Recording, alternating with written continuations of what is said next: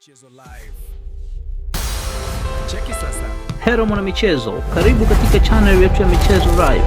Usisahau kusubscribe, kulike, kucomment na kushare na marafiki ili waweze kupata habari zinazohusu michezo. Klabu ya CR Belouizdad ya Algeria imepiga hatua kubwa sokoni baada ya kukamilisha usajili wa kiungo mahiri wa Simba SC, Jean-Charles Ahoua, hatua inayohitimisha rasmi safari ya nyota huyo ndani ya kikosi cha Wekundu wa Msimbazi, mabingwa wa Tanzania.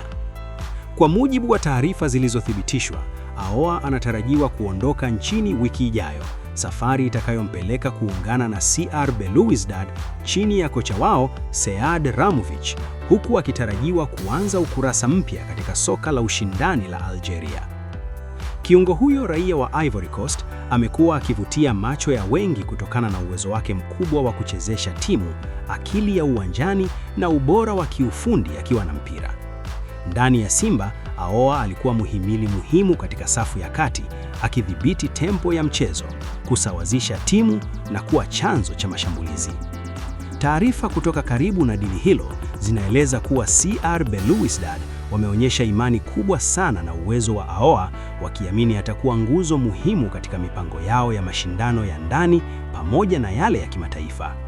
Usajili wake unaonekana wazi kuwa sehemu ya mkakati wa kuimarisha safu ya kiungo kwa ubunifu, utulivu na uzoefu. Kwa upande wa Simba SC, kuondoka kwa Ahoua ni pigo kwa kikosi, lakini pia ni fursa mpya kwa benchi la ufundi kufanya maboresho na kuleta wachezaji watakaokidhi falsafa ya kocha kuelekea msimu ujao. Taarifa zinaonyesha kuwa uongozi wa klabu unajiandaa kuingia sokoni mapema kusaka mbadala wake.